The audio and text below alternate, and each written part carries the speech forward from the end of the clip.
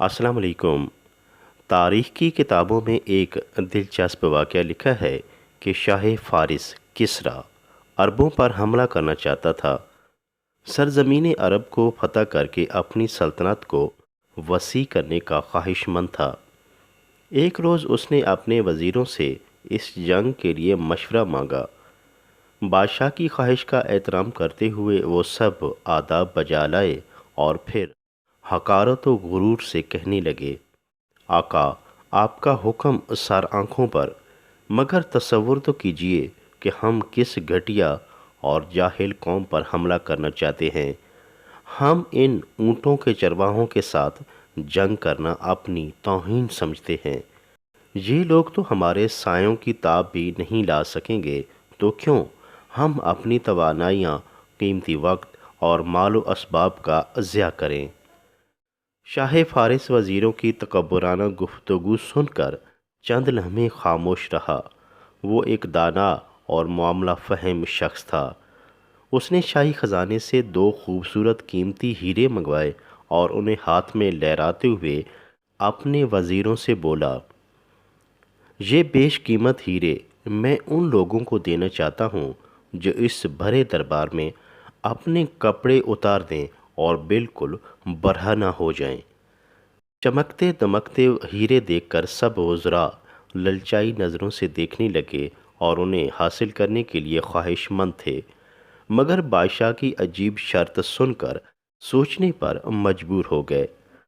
پورے دربار میں خاموشی چھائی ہوئی تھی کہ اچانک 2 وزیر اٹھے اور فوراً کپڑے اتار دیے۔ پورے دربار میں کم و بیش سب وزیروں کی حالت ایسی ہی تھی اور وہ ہیروں کی خاطر ستر و حیا کو پامال کرنے پر تل گئے تھے، مگر یہ 2 وزیر تو سب پر سبقت لے گئے۔ آنے واحد میں عزت و احترام کی حامل شاہی خلعتیں اتار پھینکیں اور ہیرے وصول کر لیے۔ سب لوگ حسرت بھری نگاہوں سے ان ننگ دھڑنگ وزیروں کو دیکھ رہے تھے جنہوں نے شرم و حیا اور عزت و شرف کو ریزہ ریزہ کرتے ہوئے ہیرے حاصل کر لیے تھے اور خوشی سے پھولا نہیں سما رہے تھے۔ بادشاہ بھی چند لمحے کے لیے لالچ و بے شرمی کا ننگا کھیل دیکھ کر محظوظ ہوتا رہا۔ دربار میں شور تھما تو شاہ نے حکم دیا کہ باہر بازار میں کوئلے فروخت کرنے والے عرب بدو کو دربار میں بلایا جائے۔ حکم کی تعمیل کی گئی اور سپاہی فوراً بازار کی طرف روانہ ہو گئے۔ تھوڑی ہی دیر بعد عربی بدو کو دربار میں حاضر کیا گیا۔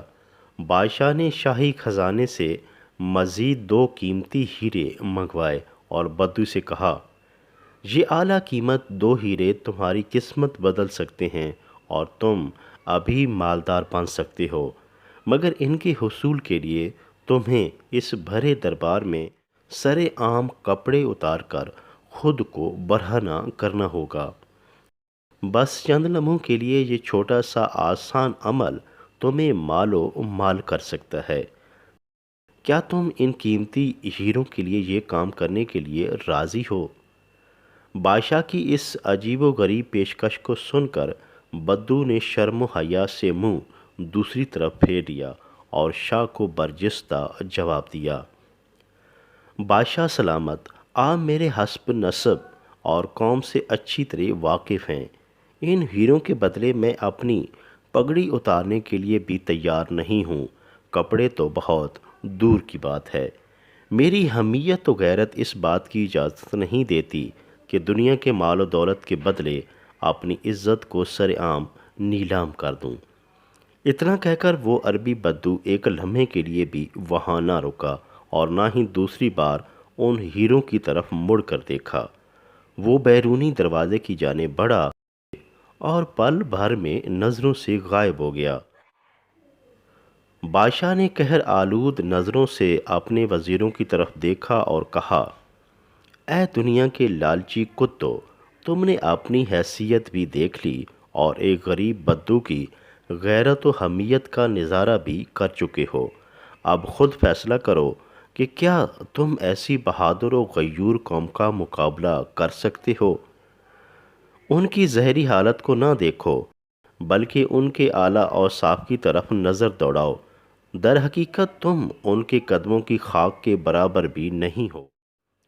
بادشاہ کا غیظ و غضب اور جلال دیکھ کر وہ سب تھر تھر کانپنے لگے۔